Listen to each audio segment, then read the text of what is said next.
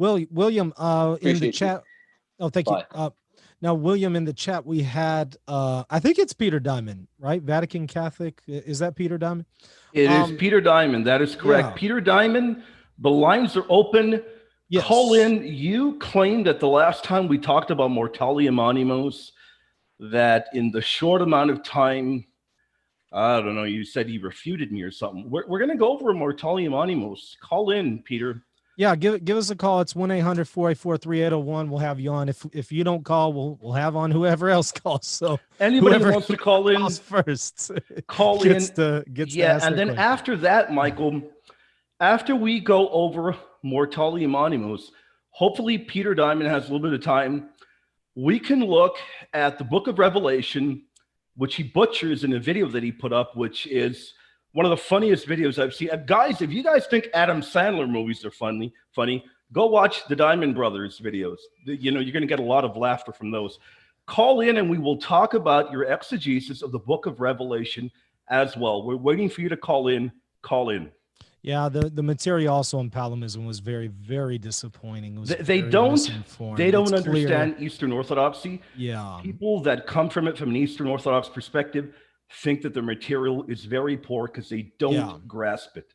Yeah, I mean, it's clear he hasn't actually read the primary sources, has not read Gregory Palamas, because he attributes composition in the Godhead to Palamas, and that's just not the case. At least that's the way I understood it. If I misunderstood him, I apologize. Please clarify, correct me, but sure seems like that was what was being indicated, and that this was somehow heretical because it now creates composition within God, which I agree. If somebody is saying that there's composition with God, that's going to result in all kinds of issues. I totally agree.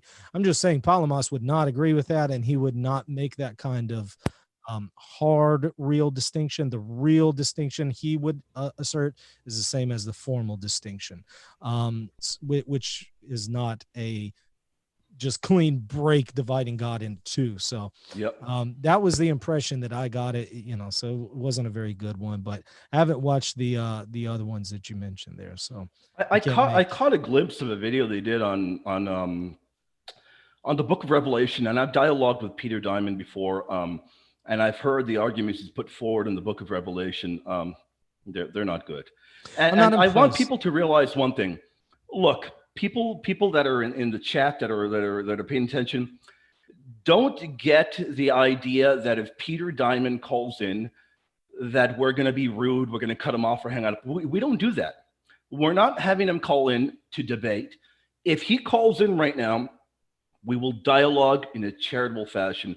I'm not going to call in and have Peter Dimond and treat him like a fool, because despite the fact that he doesn't know a thing about theology, we're here providing a platform for people to call in to dialogue in a charitable way. You just said that Michael Lofton is a liar. Call in right now and talk to Michael. We have a caller actually on the line. Caller, you're on live with our Reason and Theology. Can you hear us? Yes, I can hear. Is this Peter Dimond? It is. Yeah, I don't appreciate the accusation that I'm a liar. It's perfectly fine to say that I'm mistaken, I don't understand what's being said. That's perfectly fine, but you actually don't know a person's heart, their intentions. They intend to deceive. Well, why would you say that I haven't read? Let's leave. I was saying that is the impression I'm getting. Now, that is not a judgment on you personally as far as your character, but you did make a judgment on me, on my character. So I'd ask that you refrain from that and keep it objective. So what you got for us? As I think you know, if you're honest, when I have dealt with you via comments, etc., I've been quite cordial. Yeah. But Albrecht likes to make things personal, and therefore it's called for to respond. That's okay. We'll keep everything objective. We won't bring anything personal. Let's just discuss the issues. We're not going to judge your motives or anything like that. Let's just talk about the issue objectively. So what do you have on your mind? Well, one of the clearest heresies in Vatican II that I brought up last time is its teaching in Unitatis Redemptio that members of Protestant and schismatic communities who dissent from the Church of Christ and do not have full communion with the Church are members of the Church. Mm-hmm. And that is exactly the opposite of what pre-Vatican II popes taught. So what do we mean by member of the Church is in question? Mm-hmm. That's what this depends on. The word in unitatis irrelevant, because the same words are going to be used, but we can have different nuances. You're not to even that letting me particular finish. word. Can I understand. speak for a minute without interruption? That's what happened last time. When I came on, I got interrupted over and over again. But this does need to be a discussion and not you just pontificating. But I'll let you finish. Go ahead. Well, if I could speak. Francis and Benedict XVI and JP2 teach that Protestants and Schismatics are members of the Church of Christ based on Vatican II. Vatican II teaches that they are incorporated into Christ and are decorated by right with the Christian name. You're not incorporated into Christ when you dissent from the papacy or dogmatic teaching. That's what Pope Pius XI taught, Pope Pius IX taught, Pope Eugene IV taught, etc. That's the pre-Vatican II teaching, because there's a unity of faith. So if you publicly reject a teaching of the church, such as the papacy, you can't be considered in the Church of Christ. Francis has probably taught 100 times that all the baptized are in the Church of Christ, things to that effect. That's a false ecclesiology. It's the opposite of what the church teaches. And we don't even have to get bogged down into the word subsist. We don't even need to get into it, because it teaches that those who reject key dogmatic teachings of the church are to be considered in the body or Church of Christ. And that's the opposite of pre-Vatican II teaching. And the last time I called in, I cited Mortalium Animus number 11 that proves that. And William, nothing to do with it. It's irrelevant. And if he actually had read the paragraph, he would see that it mentions those who follow the errors of Photius in the very same paragraph. So he made a complete fool out of himself. All right. So that's the truth. It's a new ecclesiology. That's why it's reflected in the false practices, the worship, etc. Mm-hmm. And that's also reflected in the teaching that you may give Holy Communion to non-Catholics. That's the opposite. Okay, but you're raising a lot of issues. Let's do one at a time. This is why I tried to interject there, because you're just going to keep going on. That's just one error. I'm going to add one thing, Michael. Mm-hmm. If PD thinks he's going to call in and call me a fool and begin to mock me, it isn't going to happen. We're trying to have a charitable dialogue right here. I never made a fool of myself. The last time we talked about Mortalium Animus, when I brought up the Orthodox, was on a completely different manner. I never once went into the matter that you're talking about. So you are wrong about that. I went into Mortalium Animus. We were talking about. I went into more. You don't know what you're talking about. I went into Mortalium Animus. William, we were talking about this very issue with Dr. I showed you that the very same Pope is also the author of another encyclical. And I showed you that your reading on Mortalium Animus was not one that can be taken in a serious fashion. And I hold to that as well. Not all forms of ecumenism were to be condemned. Pope Pius XI didn't teach that as well. The last time we talked about Mortalium Animus, by the way, it wasn't even a debate. We had Dr. Fastigi on, and I was showing that the very same Pope also showed permissible forms. And I pointed out the very fact that he said, in a certain manner, we are united with the Eastern Christians. Yeah, I looked at that quote after the show, and it doesn't prove your point at all. Well, and show me how it doesn't. Of pre-Vatican II. Show me how it doesn't if it says that we're united in a certain way with them. Cite the text, and I'll go to it. No, Peter, you told me you looked at it. You told me you looked at it, and it didn't prove it. So show the audience right now. Right. Tell us how I was wrong. You must have looked it up and said, whoa, he is totally off. You should know it off the top of your head. Tell everybody here how I was wrong. I don't have that quote in front of me. You don't have it. You don't. Well, do me a favor. Go find it. Prove anything. Peter, go find the quote. 11 teaches. Go find. Don't talk about anything else from Pope Pius. We're talking about You're this the one one document putting forth the argument and a different one. one. Your evidence, Peter. And I'll show that it doesn't prove your point at all. You told me. Oh, after the William, show, I looked it up, and William was wrong. If you looked it up, I'll be quiet for a minute, and then present your evidence. You can't handle Peter. me, William, in a debate. Peter, William, let's go one-on-one for a minute. Let me speak for a minute. I'll let you speak for a minute. Are you going to be quiet? No, we're not going to. You're going to answer me right now. You are going to answer me right. Here's the world of our debate right now, Peter. Here's our debate right now. It is Mortalium Animus. This is the debate, and we're going to cross-examine each other. Can we go right now? Time or something? Tell me, Peter. Just answer his question. Answer my question, Peter. What's your question? Right now, for the audience, you said the last time that I was on and that we talked You looked it up, and I was wrong that it didn't say what I said in terms of us being united with the Eastern Christians in a certain way. Tell everybody here how I was wrong. The passage Crickets. does not teach I hear crickets. that Protestants, again, I start to speak and you interrupt because you Go don't ahead. have the truth. Go ahead. I can be mature and listen to your false arguments, okay? Go ahead. The passage does not teach that Protestants and schismatics who dissent from Catholic teaching in dogmatic areas are members of the body of Christ. It doesn't teach that. Peter. Okay, there are some conciliatory words that are set forth in reference to those who are separated. They're trying to be as tactful as possible in presenting the message of the church, but it doesn't teach what you want it to teach.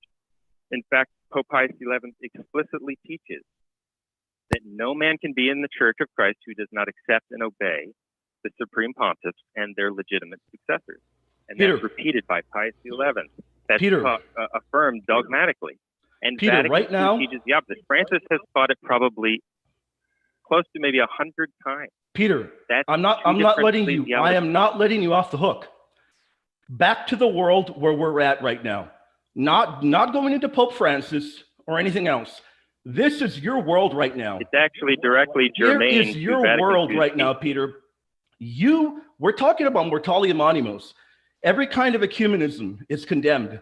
I read something from another decree from the very same Pope where he talks about us being united to the Eastern Christians in a certain way. You said I was wrong. How was I wrong? Don't go into other categories. Don't bring up Pope Francis. Cite the passage, This is and your I world. will look at it. Another bond which should I mean, serve it's to ridiculous. unite us. You're not even going to cite the passage. I'm reading it. I am reading it. Another bond Okay, what's the which passage? should serve Can to you give me unite the us. reference? Reference, please. Document. Ecclesiam Dei 25. Another bond which should serve to unite us, and it goes on to show how we are united in a certain fashion due to the dulia we give to the Mother of God. How was I wrong on that point?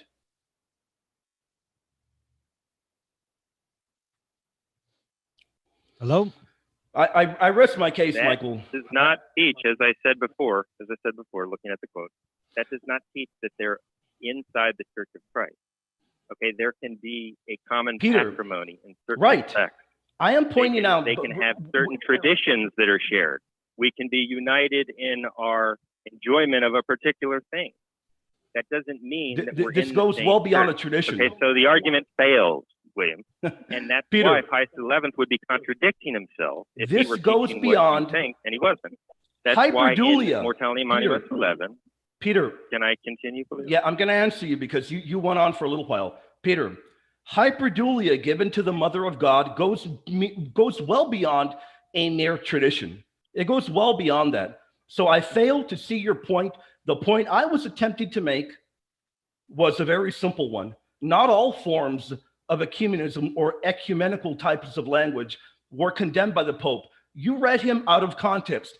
To show that you read him out of context, I showed other documents from him that show that he says completely different than any you say. language, okay, in regard to the separated Eastern schismatics is I didn't hear you. What did you say? problematic. I didn't hear you. What did you say? We're not condemning all language that is meant to be tactful in bringing the message of the church to the separated Eastern schismatics. I'm being very specific here, and I'm focusing on the key point, which is that Vatican II teaches that Protestants and schismatics who reject the papacy and other dogmatic teachings. We're talking about mortality the body animos. of Christ. Right, because that contradicts Vatican II's teaching. And I'm telling you. It teaches in number 11. Why don't you read it for us, William? Why don't you read it for us, Peter, and tell us what it means? Peter Dimond. Mortality Animos number 11. It's very short. Should be easy for you. Peter, I'm very sorry, my friend. I'm sorry, but right now what we're sticking to is what you were talking about in the chat comments. You were talking about the condemnation of all forms of ecumenism. So we're going to stick to that now. I didn't that say is that. Your world. Peter, stop interrupting that's just me. Flat out false. Peter, stop interrupting me. Please, let me finish my point. We're trying to be charitable to one another. I'm being charitable to you. You can be charitable to me. What you were talking about in the chat comments was all forms of ecumenism. The last time, and then you right away you said that I said something false and what have you, that I made a fool of myself. The last time that you called into the show, excuse me, when we had Dr. Fitzgibbon on. So you brought up that last time where you were saying that all forms of ecumenism were condemned. We're talking about mortalium animos. My point stands, and the point is this. The point that is, Peter, stop interrupting me. After I'm done talking, you can talk. Maybe we could go a minute each. Could we go a minute each? No, we're not going to time anything. If you want to get a debate done, we'll do a formal debate. But right now, this is a call-in. You're not debating me. You're calling in right now. You're a guest calling Michael, in. when can I respond to this? I'm going to finish, Peter, I'm going to finish talking. Once I'm done talking, then you can respond. Pope Pius XI showed that not all forms of ecumenism were to be condemned. I brought up another document. You claimed that I was wrong. You looked it up afterwards. I still don't see how I'm wrong if the language says this unites us in a certain fashion. Go ahead.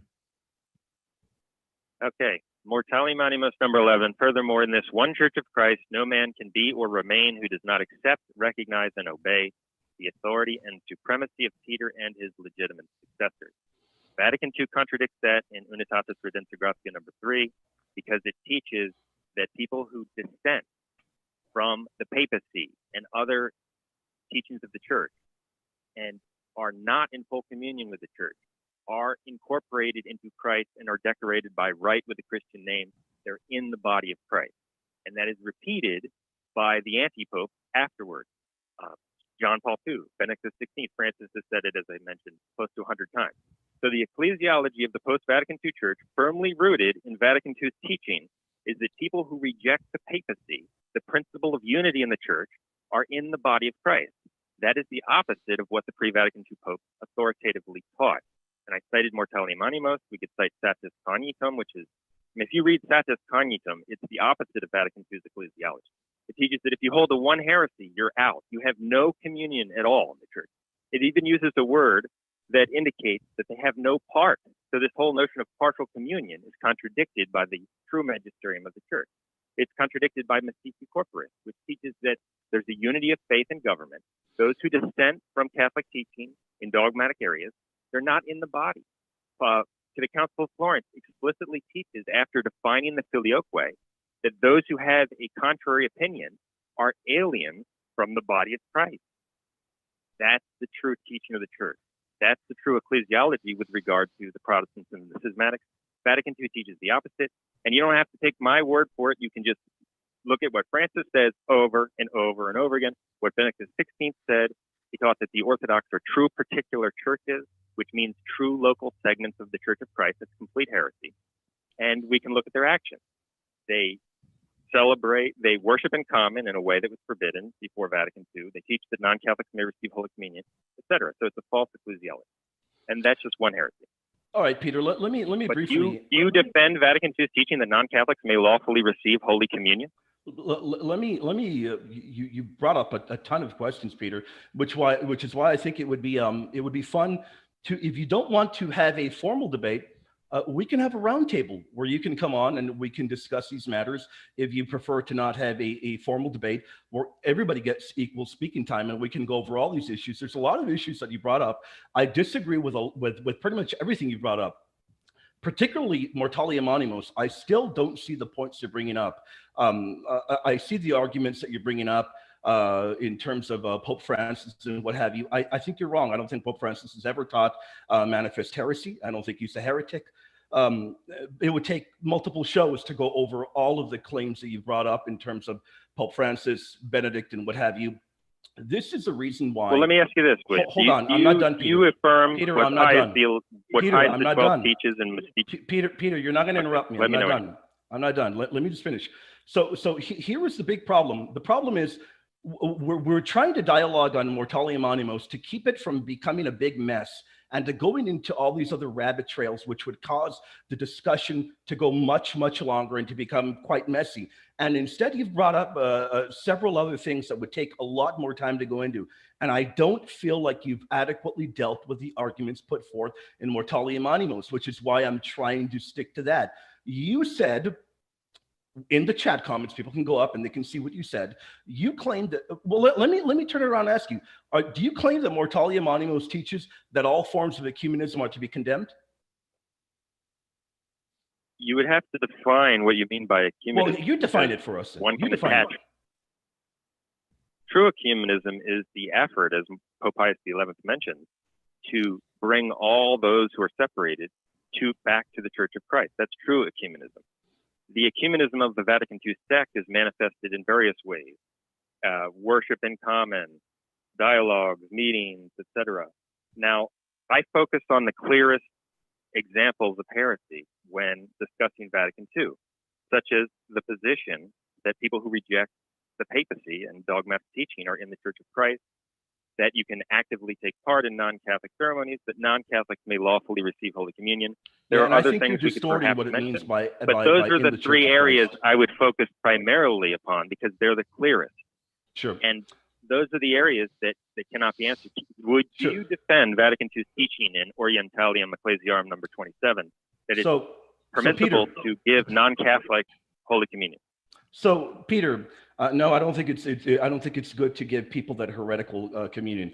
So, you accept that teaching of Vatican II? Peter, I don't know if you think that raising your voice. You answered my question. I answered yours. Peter, I don't think that. I was really low last time. That's why I'm trying to speak up. I don't know how loud I'm coming. I'm not entirely sure if you think raising your voice over me is going to cause me to not ask what I want to ask. As I mentioned, my volume was very low last time.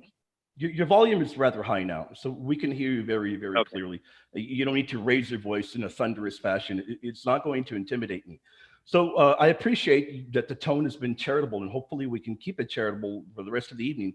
But going back to the way you defined ecumenism, what are your thoughts? And if we can have a dialogue rather than going at each other's necks, it would be fantastic for the audience, I think. What are your thoughts, and when we look at Pope Pius XI and the Mayline conversations, in terms of what we have there is we have participation in conversations. Catholics are there. It's essentially ecumenism. It's essentially ecumenism that is happening. What are your thoughts on that? If originally, before the proper, I would agree with you, all forms of ecumenism should arrive at attempting to bring people to the fullness of the truth, which is to be found only in the one holy Catholic and Apostolic Church. But what are your thoughts on those conversations, which at the outgo in the beginning were very ecumenical, and they were not urging people at the get-go to convert to Catholicism? There can be approaches that are strategic in trying to bring people into the church without stating anything falsely. Oh, wow. So Vatican II could also have done that. Mere dialogue in itself, can I speak? You Sure. did ask a question. Go ahead. Okay. Mere dialogue in itself is not proof of error or heresy. And that's why, as I mentioned, I'm focusing very specifically on three main areas with regard to Vatican II's false teaching on ecumenism. And I did answer your question, so I was wondering, do you defend Vatican II's teaching? It's also in the New Catechism, the New Code of Canon Law, John Paul II's encyclical, etc., that non-Catholics may lawfully receive Holy Communion, considering that the pre-Vatican II popes explicitly condemned that and said that he who eats the lamb outside of this house is profane. That's the pre-Vatican II rule of faith on non-Catholics receiving Holy Communion. How about you read that document for us that says that non-Catholics can receive Holy Communion? Can you read that for us? Yeah, it's Orientalium Ecclesiarum number 27. Let me just pull that up. It says, and I have a few comments I want to interject with. It says, given the above mentioned principles, going off memory, the sacraments of penance and the Eucharist may be conferred on Eastern Christians who in good faith are separated from the Catholic Church. Mm-hmm. Mm-hmm. If in cases where there's that's basically what it says. And it says in cases where there is no indifferentism and potential for scandal. Sure. So again, what we have here, that's meaningless, Michael, because all heretics contradict themselves. No, it's not. Let me just say something for 30 seconds, Michael, and then I'd like for you to give your thoughts, Michael, because I've been going for a long time. I apologize. Again, the reason for the audience, the reason I wanted Peter Dimond to read that out loud is because what he's been doing this whole evening is twisting everything out of context. It's very easy to say something and really not know what is being said. The exact thing that he's saying right now does not contradict the very fact that the Pope Pius XI also noted the very fact that we have a certain special bond with the Eastern Christians. For people that are tuning in, there's a very particular reason why Peter Dimond doesn't like talking about the Eastern Orthodox and Catholicism as having a special bond. He'll never call them Eastern Christians. He'll always call them Eastern Schismatics. It's because he has a great disdain for them, which is why he has, from the very beginning, we tried to dialogue on Mortalium Animus, which I told him to call in. Let's talk about that. We've gone into a ton of other rabbit holes away from Mortalium Animus. William, are you actually arguing that Vatican does not Peter, I'm not done talking, Peter. Receive Holy Communion? Peter, I'm not done talking. So, here is the important point, and I want the audience to go and look into. Be very careful, because whenever you hear arguments coming from this sedevacantism, I'm not trying to disrespect him. He embraces it openly.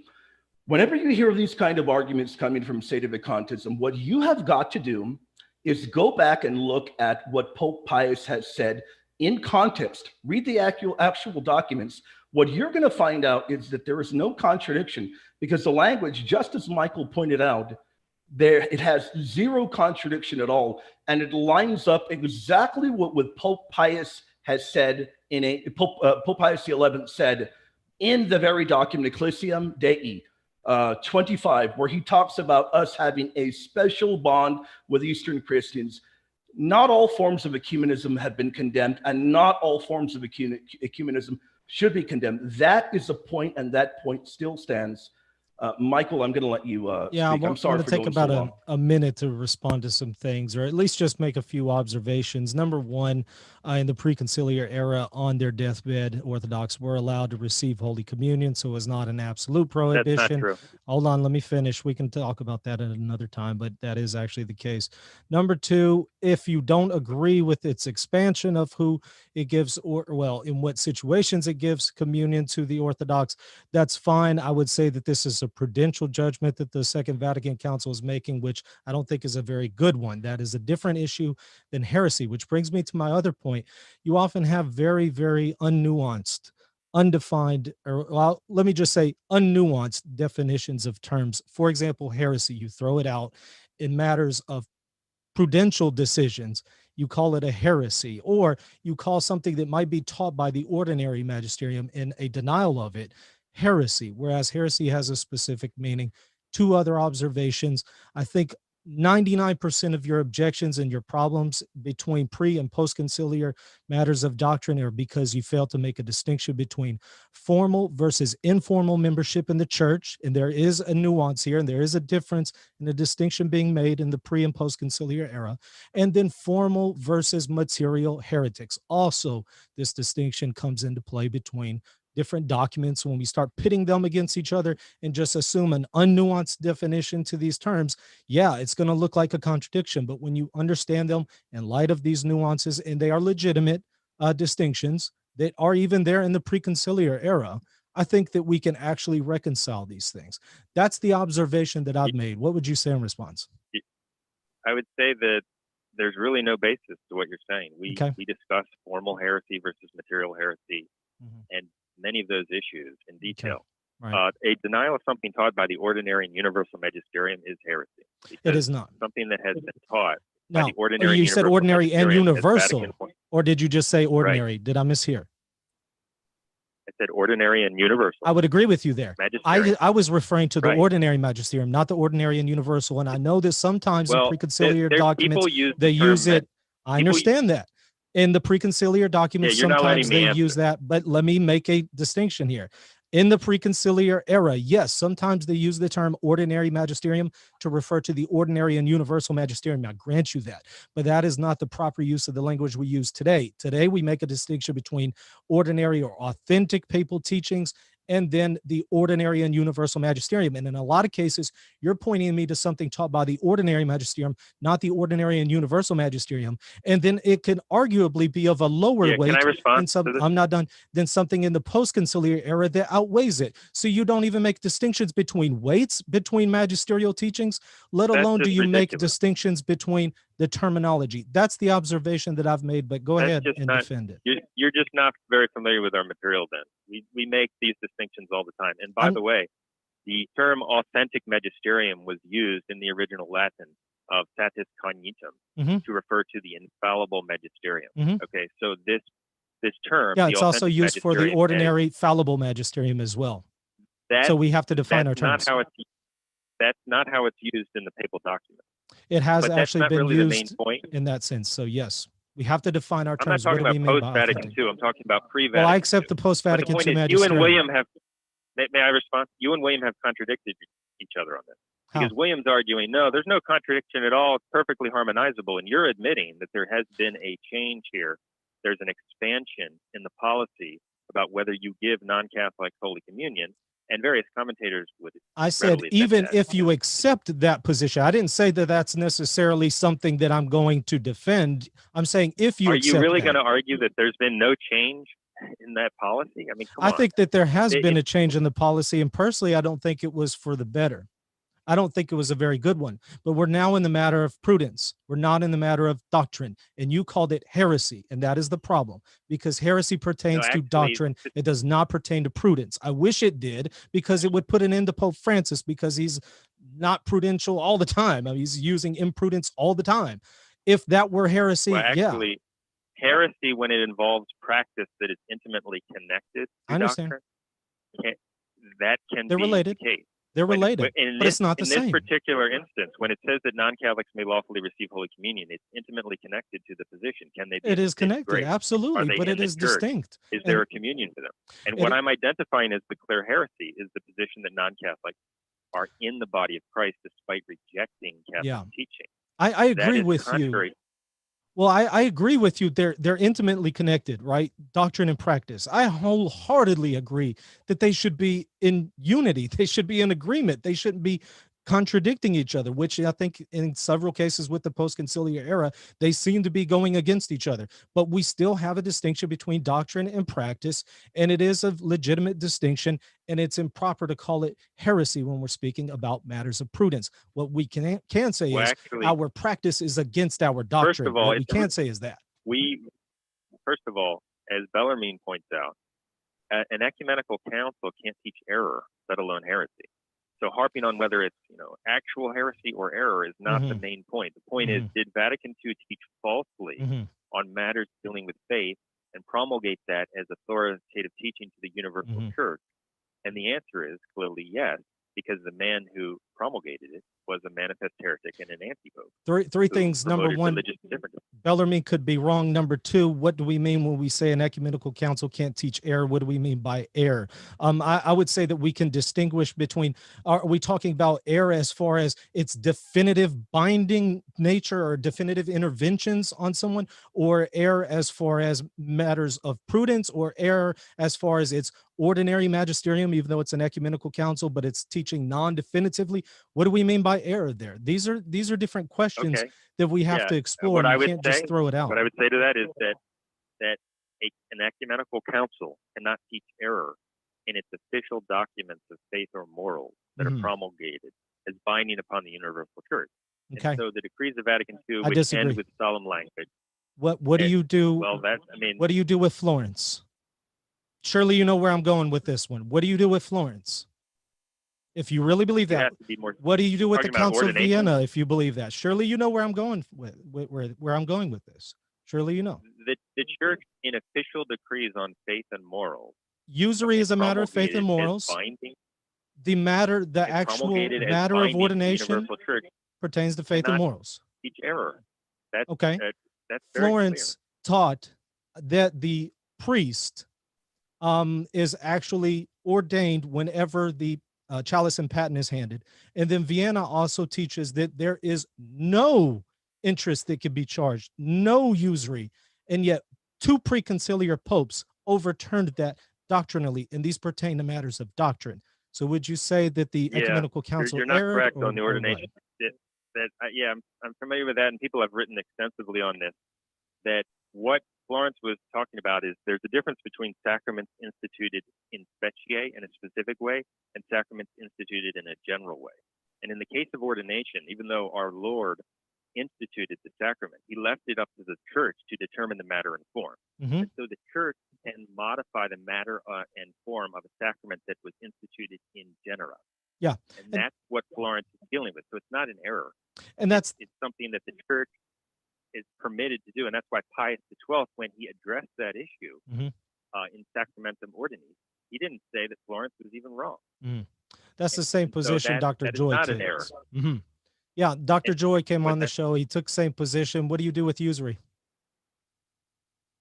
What I would say about that is that as economies become more complex and transactions become more involved, mm-hmm. there can be transactions that aren't necessarily involve usury. It teaches no the interest. type of lending they do. No and interest. And that's why people who have addressed this before Vatican II have pointed that out. Mm-hmm. That it's not, you can't necessarily lift something from a more primitive or basic economy and apply it absolutely to something that's much more advanced where everyone's using money in a particular way. Mm-hmm. And so the church doesn't teach error. That's why the Pope said the church is spotless in the sacraments and her sacred doctrine. I believe it's spotless. And I believe it doesn't teach error definitively.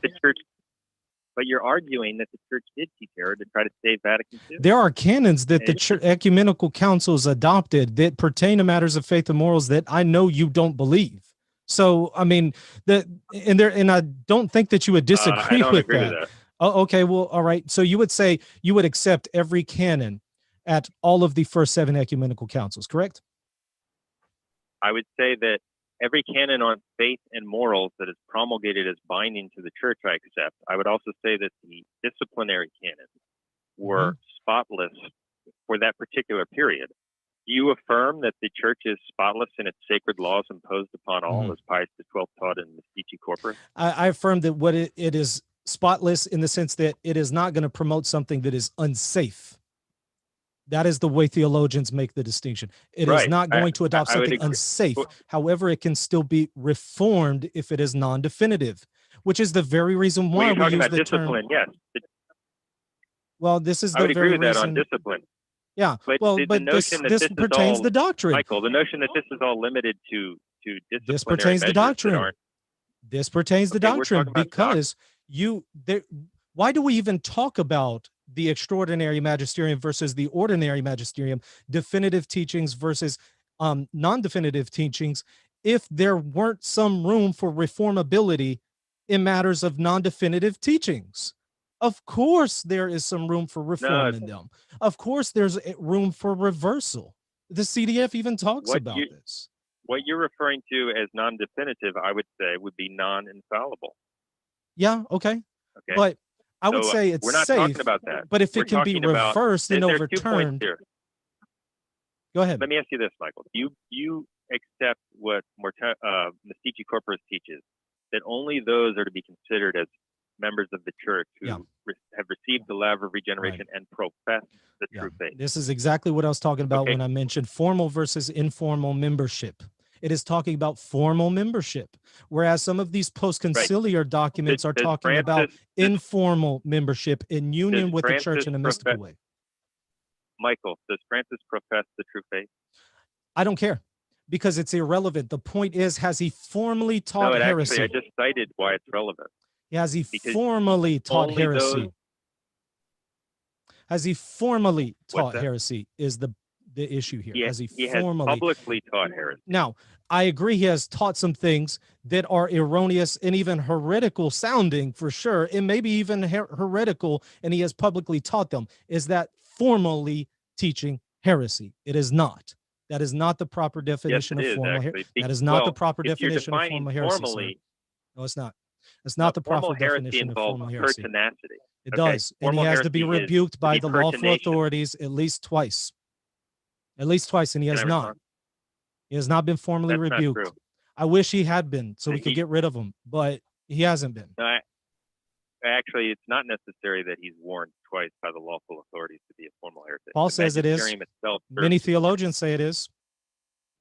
Paul says warn them twice. Many theologians agree with me on this. Right, because that's an apostolic way of showing that whether the person is. It's a much better way than me using my private judgment and then creating my own church, right? It's a much better way because I can see the cardinals, or I can see an imperfect ecumenical council rebuking him and he remains in his error. I can't see that. I haven't seen him respond to challenges. And so I can't just say, oh, he's a formal heretic and then go and create my own church. Maybe I can respond to you when you're done. Well, I didn't get to finish. You actually were talking over me, but go ahead. Okay, go ahead. Well, my point is, if with an imperfect ecumenical council or the College of Cardinals, I can actually see he has been formally rebuked and he is now remaining in his error. That is now formal heresy. He has been deposed by God, and the lawful authorities need to just simply declare what God has already done, what God has deposed him. I can see that. I can't see what Pope Francis says in response to somebody pulls him to the side and says, man, that whole document there sounds really questionable, or that comment that you made there sounds really questionable. I can't see that. So that's not good enough for me to say he's in formal heresy. I need to be able to observe it as to come from the lawful authorities. I need to be able to see he has pertinacity. That's my problem. I need to be able to see it. What I would say to you is that that's not the teaching of the church. There are many magisterial. Many theologians agree with that. Cite in our material. What was that? Quite a few theologians agree with you, but we both know there is no official teaching on how to depose a pope. We both know that. We both know there's no official teaching on this.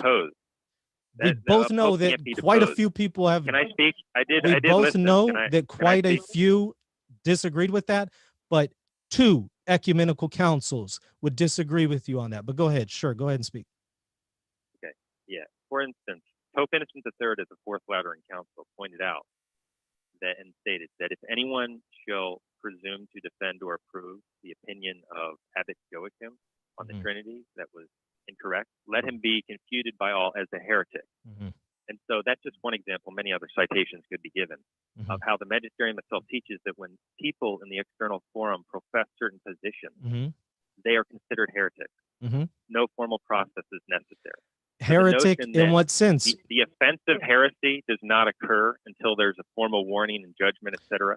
That's just completely There's wrong. also the loss of office that's involved in this discussion, and that is not being addressed here. And then also heretic in what sense? Pope Francis could actually be a heretic. He could be, but that doesn't mean he has lost his office until it has been formally established that he's a formal heretic. The council's not addressing that there. Let me ask you this. Okay, so are all the radical pro-LGBTQ, pro-abortion, Novus Ordoites? I think you said on one of your programs that you heard a so-called priest promote homosexuality from the pulpit. Are those people Catholic? Do they profess the true faith? Does Joe Biden profess the true faith? I believe that they are automatically excommunicated.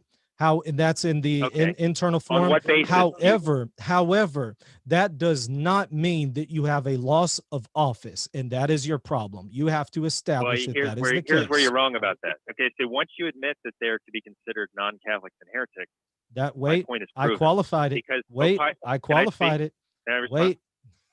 I qualified it. I am saying that they are severed from the church. Stumbling over my Latin here. Formal, it's not a formal excommunication. This is something that happens internally. Yeah, late sententia. I apologize. Yeah, and as opposed to, a lawful authority actually declaring it. That's needed in order to know that they lose their office. So this person can lose the invisible bonds to Christ. They can lose the faith, hope, and charity. In that sense, they're not part of the church, but they are still visibly bound to the church until there's a formal declaration that they are in heresy and there's a loss of office. Yeah, can I respond to that? Yeah, so that's respond not to correct that. Because as Pius XII points out in Mystici Corporis, and in a second I have the offensive. I'm sorry, in just a minute I have to go, but you and William are welcome to stay on if y'all want to. Yeah, go ahead. We'll wrap okay, well, what I would say is Pius XII points out that the offensive heresy by its very own nature severs a man from the body of the church. Okay, so when he's severed from the body, he's no member thereof. And as Bellarmine himself points out, someone who's not in the body cannot hold office in the church. And that's why Pope Leo XIII teaches that it's absurd Severed to from the imagine body in what way? that he Formally, he's or severed is this from something? the body of the church. But in what way? And They have to be formally automatically severed by from, heresy. formally Yes, severed formally. by formal heresy. And this is where you're That's the failing to make teaching the of. distinctions. And my No, point here's is, the point. You you just can be admitted cut that off the people in question are to be considered heretics. Prove insofar my as they point. are cut off from That- the church and do not have the invisible bonds of faith, hope, and charity. So in that sense, they are And not the church goes invisible. by the external forum, Michael. We judge what they're Perfect. professing. Thank you for admitting that. So show me where he has been formally excommunicated, formally declared to be a heretic. Show me that. He doesn't need to be. I think he Because does. he preaches a false gospel. I think he does. And But I think that's Galatians why I'm not 1:8-9 saying, and says, that's though why you we are are an saying. angel from. Can I speak? Can I respond? But go ahead and wrap what it I was up. saying was, Pius XII teaches that the offensive heresy by its very own nature severs a man from the body of the church. Mhm. Leo XIII teaches that it's absurd to imagine that one who is outside can command or rule in the church. Yeah, So again, you're not someone making who the is a distinctions. heretic, Right. Again, someone you're who not is a making heretic, such as a pro-LGBTQ so-called priest in the Vatican II sect, who you admit is to be considered a heretic, cannot be considered to hold office in the church. Yeah. One Yeah. logically follows from the other. Yeah. You'd have to logically say that none of those people are to be considered heretics, but rather Catholics who profess the true faith, and that's absurd. So you can reduce your position to its absurd conclusion that Joe Biden's a Catholic who professes No. the true faith, Nope. that Nancy Nope. Pelosi's a Catholic who Nope. professes the He true does not faith. have the And that's invisible why we bonds. could Nope. destroy anybody's position Nope. with that argument. He also doesn't hold office in the church. Nope, that's not good enough. You're just repeating yourself, and is you're he not con- making these distinctions that are part of the Is Joe, preconciliar yeah, actually church. I have. Yeah. I have. I don't think you have. And that's why Leo XIII also teaches concerning the external forum issue Mhm. that someone who does not teach that the faith of Rome is to be held cannot be looked upon as having or holding the true Catholic faith. Yeah, of course Francis we shouldn't look. condemns evangelism. Yeah, I don't look at Pope Francis as he really holds the Catholic faith. That doesn't mean that he's But a what I'm formal saying is, heretic if and you has apply lost office. Catholic principles You make all to these him, jumps. if you apply Catholic principles to him, he cannot be considered to hold the Catholic faith or profess it. Doesn't Someone who logically does not follow. profess the faith cannot Doesn't be considered logically in the follow church. that he loses his Someone office. who You're failing to make these No, it does, distinctions, and because- that's the problem. And so here's the Actually, thing. I The church have- never definitively teaches, here's the process of dealing with formal heresy with the Pope. It never deals with that. It does give us canons that talk about the Pope. His judgment is basically not to be questioned, except in cases where he deviates from the faith. We do have that, but we don't have explicit canons on how do we get rid of them? How do we address this at this point? How do Pope we? Paul IV teaches in Cum Ex, okay? He teaches that if someone is a heretic prior to the election, he can be know. rejected by all I as know. a warlock, I as know. a heathen.